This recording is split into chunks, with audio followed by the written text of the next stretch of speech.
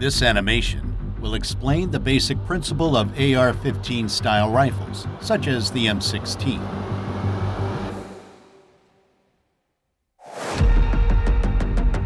The standard M16 was equipped with a carrying handle and iron sights.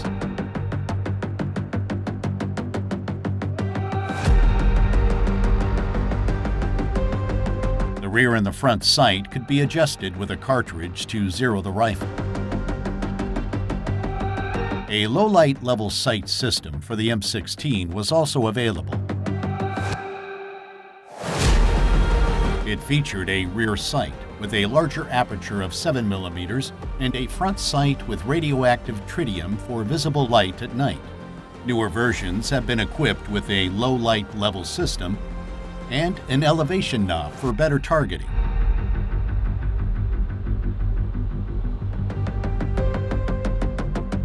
Today, a lot of accessories are available for AR-15 style rifles.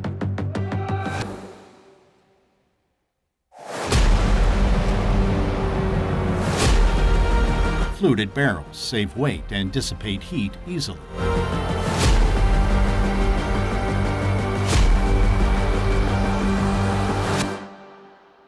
Let's have a look at the M16's trigger mechanism. Initially, the M16 assault rifle could fire in semi-automatic and fully automatic mode. When in safe mode, the trigger cannot be pulled because of the selector's shape. When the selector is moved to semi-automatic mode, the recess in the bottom of the selector allows the trigger to move when it is pulled. As soon as the trigger is pulled, it releases the hammer. When the bolt carrier pushes down the hammer, the disconnector locks it in place. Before another shot can be fired, the trigger must be released so that the trigger sear engages the hammer again.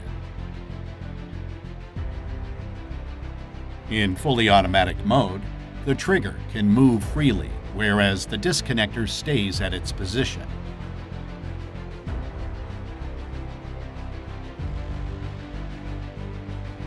The selector has a recess for the auto sear.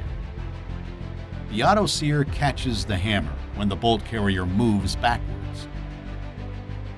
When the bolt carrier moves forward to chamber a new cartridge, the bolt carrier pushes the auto sear forward, releasing the hammer. Now, let's have a look at the bolt carrier.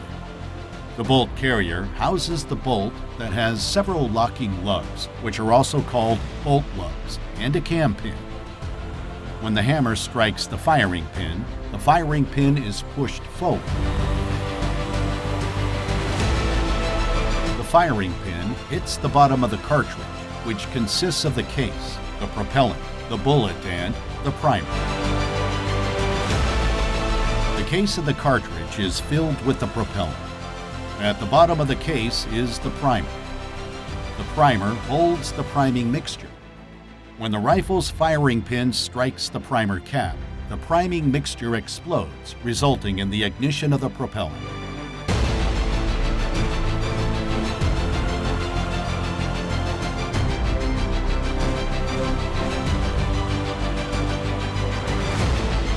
The propellant is available in different shapes and mixtures.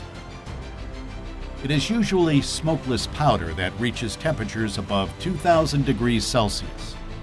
The pressure in the case pushes the bullet out of the case through the barrel to the target with a velocity of around 1 kilometer per second. The gas block and the gas tube connect the barrel with the bolt carrier.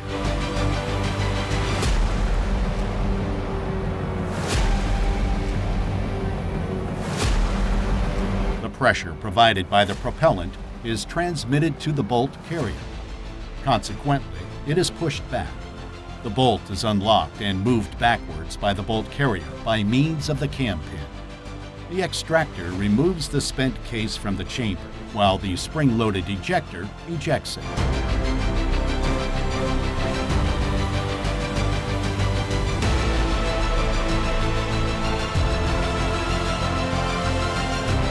The buffer spring is compressed and ready to release the stored energy. Consequently, it will push the bolt carrier back to its initial position. The bolt chambers a new cartridge.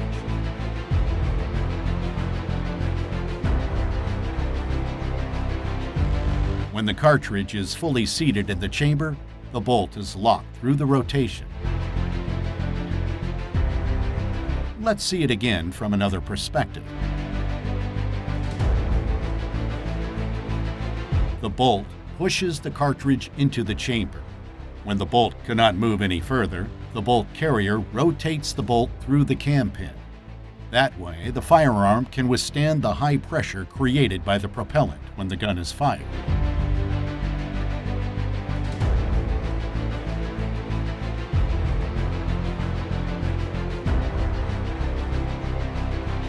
Let's see again the locking mechanism. In fully automatic mode, the rifle would release the hammer and fire. Because many soldiers would fire in fully automatic mode and waste ammunition, the burst mode was introduced. When the trigger is pulled, only 3 rounds are fired. This is possible through a spring clutch.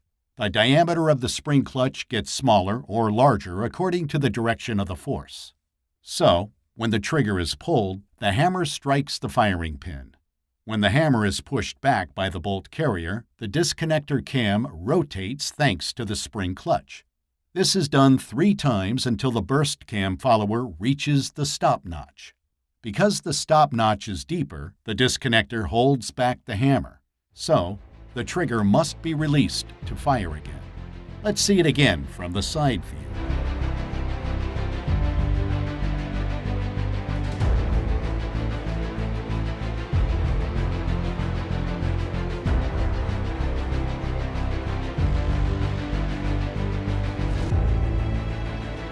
The civilian AR-15 can only fire in semi-automatic mode. It does not have parts and recesses needed for fully automatic firing. Furthermore, the lower receiver does not have room for the auto-sear, and only a full auto bolt carrier can trip the auto-sear. The M16 and other AR-15 style rifles usually use direct impingement to cycle the action.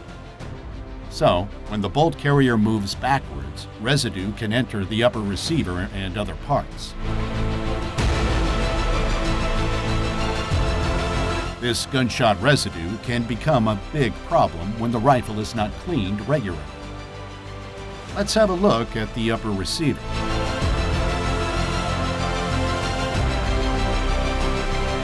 When the rifle is not cleaned regularly, deposits can be found on the walls of the firearm's upper receiver over time. This can lead to increased friction between the upper receiver and the bolt carrier, so that the bolt carrier gets stuck and a new cartridge cannot be chambered.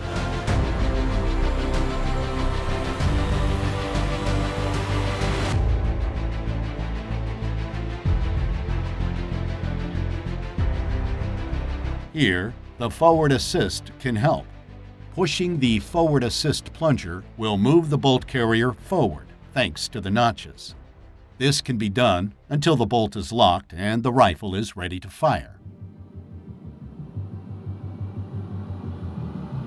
Flash hiders are common on military rifles. Flash suppressors hide the flash so that the soldier is not blinded in low-light shooting conditions. They do this by dispersing the burning gases so that they cool much faster. When the magazine is empty, the spring-loaded magazine follower, which pushes the cartridges to the top of the magazine, pushes up the bolt catch. By this, the bolt catch locks the bolt. The operator can change the magazine by pressing the magazine catch.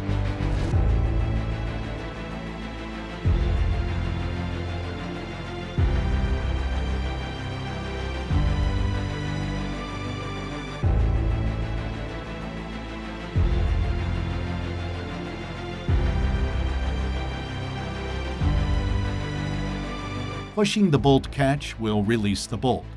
The firearm is ready to fire. Manually charging the gun is also possible. The charging handle allows the operator to move the bolt carrier to the rear. Releasing it will chamber a new cartridge.